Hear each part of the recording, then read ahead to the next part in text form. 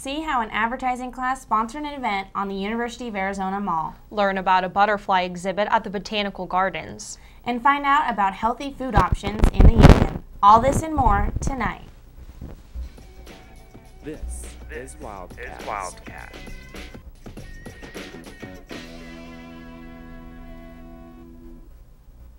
Welcome to the late edition of Wildcast. I'm Janice Yu. And I'm Carol Ann Scott. Thank you for joining us tonight. The University of Arizona alum and Pulitzer Prize winner Ryan Gabrielsen returned to the UA campus to speak to students about the future of news. Wildcast reporter Karina Gallardo has the story.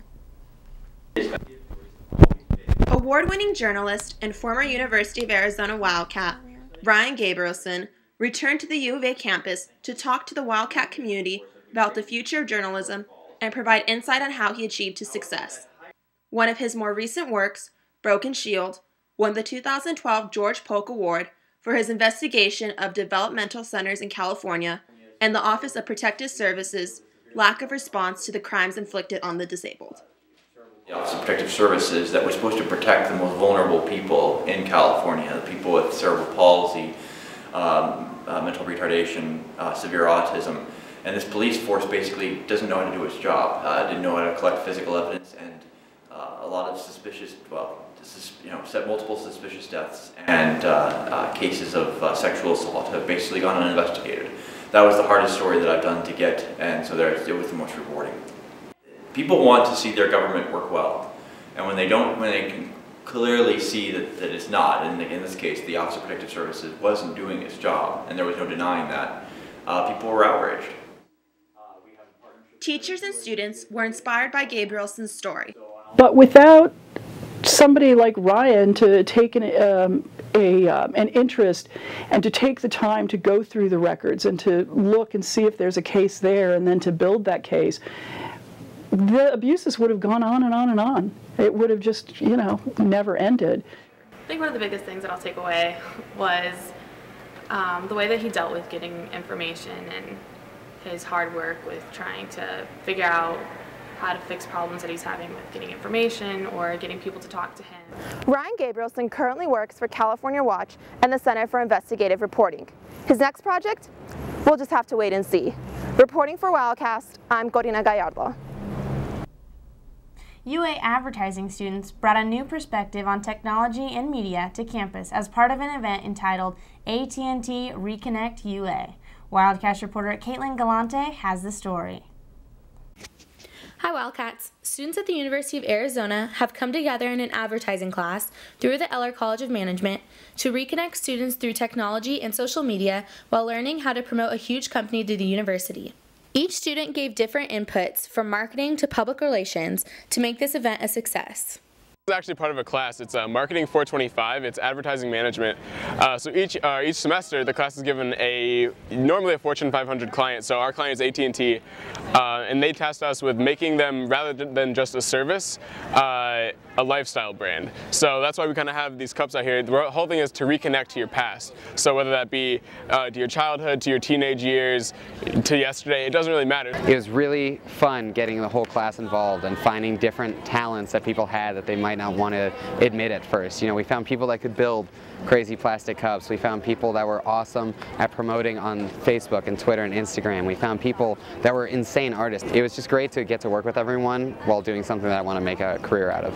From tetherball to Skype on the Mall, students at the U of A are not only promoting AT&T, but they're also gaining real-world experience for their careers. Well, one of my majors is marketing, and then the other major is graphic design and illustration.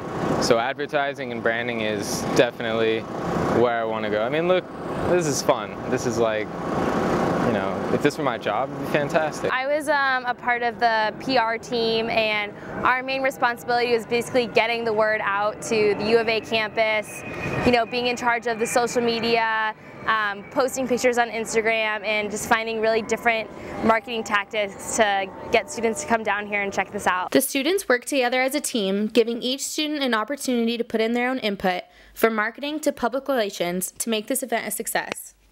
I'm Caitlin Galante reporting on the Mall for Wildcast. A philanthropy organization called UA Campus Food Pantry wrapped up its final distribution Friday. They offer food and toiletry item donations to campus students and staff who are at risk of going hungry. They gave more than 500 pounds of bread and produce to over 30 visitors at Friday's event. During the school year, they host a distribution event on the first Friday of every month. Anyone with a valid CAT card is welcome.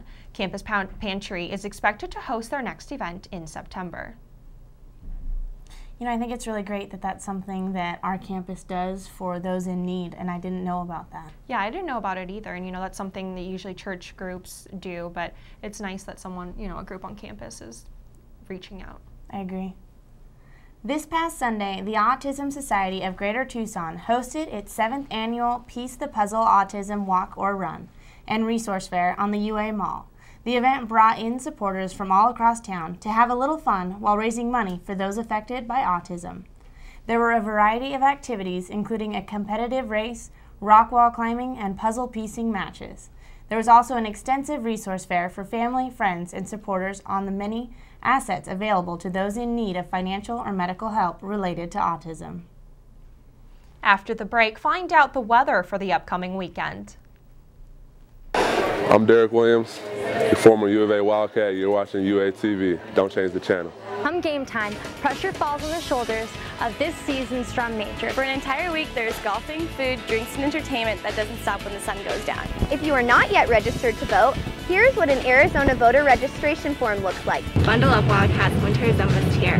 Reporting from the UA Mall for Wildcast, I'm Shay Sorensen.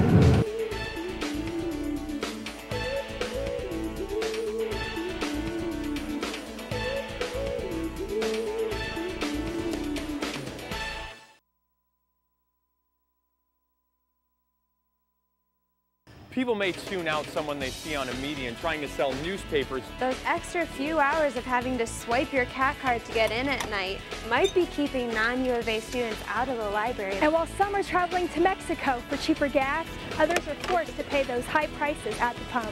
Students and parents are always invited to come cheer on the Wildcats. We'll see you back here next week for another edition of Wildcast.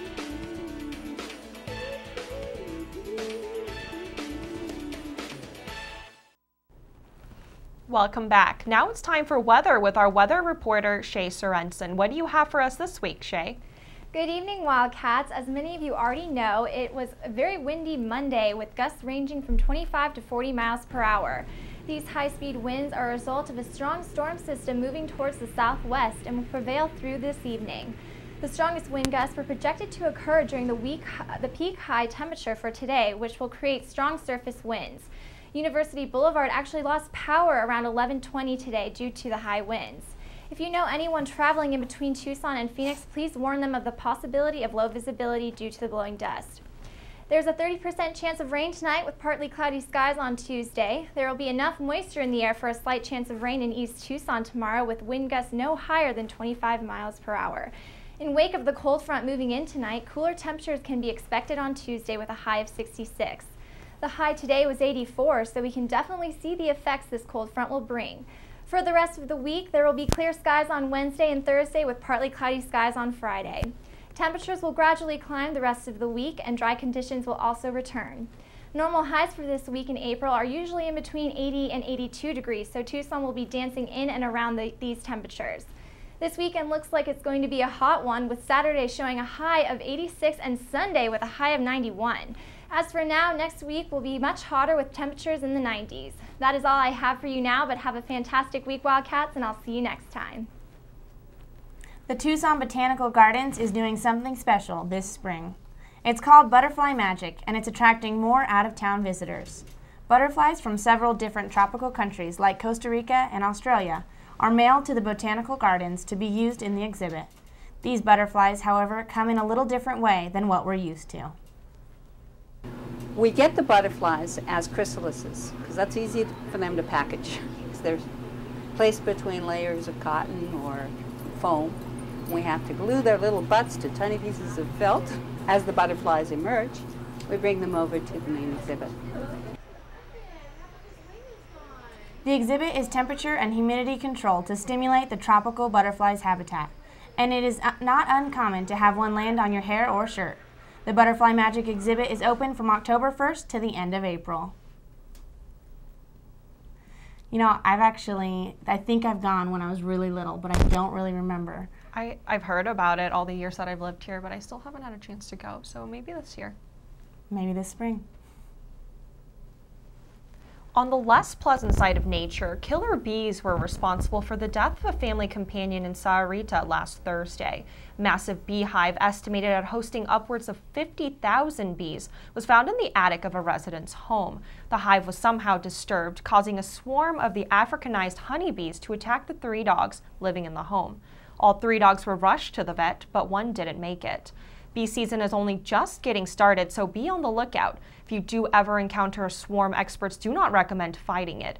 Instead, they say stay in an enclosed area such as a vehicle or building to hide until the bees calm down or move on. After the break, find out what healthy food options the Student Union offers. Hi, it's David Hasselhoff, the Hawk. Get Hawk with UATV. Stay tuned. Don't change the dial.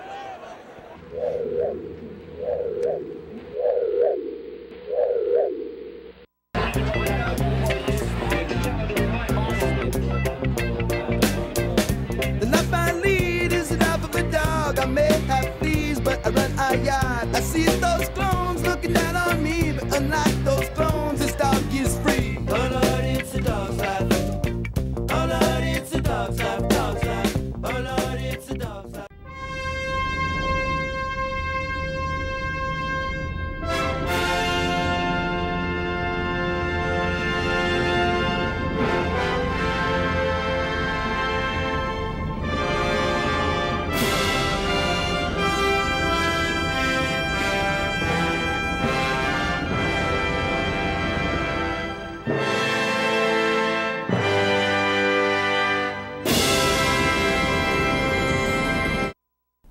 Welcome back. With over 35 eateries on campus, it might be easier to find healthy options than you think. Wildcast reporter Desiree Valenzuela has the story. There are several areas around campus for students to eat, socialize, and study. One of the most popular locations for students is the Student Union. Within the Student Union, there are several fast food restaurants such as Burger King, IQ Fresh, On Deck Deli, and Einstein's Bagels. There is also a cafeteria on the top level of the Union which offers several choices of food. With a variety of food options, a main concern is whether there are healthy choices. At first it seems as though a majority of the food in the Union is unhealthy, yet many of the restaurants have nutritious options. There are restaurants that display the amount of calories in certain food items such as Pinkberry and Einstein's. IQ Fresh and Core include options such as wraps and salads for customers. Lastly, On Deck Deli is a restaurant that offers gluten-free bagels and has fresh vegetables to put on the bagels. The gluten-free section, and this gluten-free section is for people who are gluten intolerant that can eat regular breads such as wheat and white. If you're in a hurry or live on campus, look for a quick snack or late-night snack. A majority of students go to vending machines for food and drinks. Most of the snacks within the vending machines are not healthy choices. There are candies, chips, and sodas, all snacks high in empty calories. For students needing a late-night snack, a better choice would be the Cellar, which offers salads, fruits, and tea. Overall, several restaurants have healthy choices, but customers are unaware of these options. If all restaurants posted the amount of calories in their foods or made signs of wiser choices, more students would be prone to order these options. The Union should also allow healthy choices to be available during hours when students simply want a snack. Reporting from Wildcast, I'm Desiree Valenzuela. Now it's time for sports. It was a good week on the diamond for both the Arizona Wildcats baseball and softball teams. Baseball team pushed their winning streak to 6 after sweeping the California Golden Bears this past weekend. The Wildcats outscored the Bears 21-9 and now are 6-6 in the Pac-12 play. The Wildcats will head to Pullman to take on the Washington State Cougars for a 3-game series that begins on Friday. The 19th ranked softball team swept the UC Santa Barbara Gauchos in 2 games over the weekend. The Wildcats outscored UCSB 21-2 with both games being called after 5 innings because of the mercy rule. They head to Las Cruces to take on the New Mexico State Aggies in a doubleheader on Tuesday. Gymcat season came to an end on Saturday after they posted a 3rd-place finish at the NCAA Regional Championships.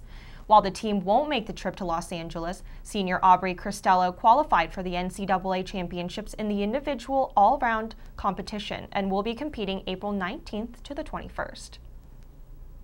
Well, that will do it for us tonight on Wildcast. Thank you for tuning in, and as always, you can watch us online at uatv.arizona.edu or on our YouTube channel, UATVCH3. If you haven't already, be sure to like our Facebook page at facebook.com/Janice and Carolan for on-campus news updates and events. We'll see you next week for another late edition of Wildcast.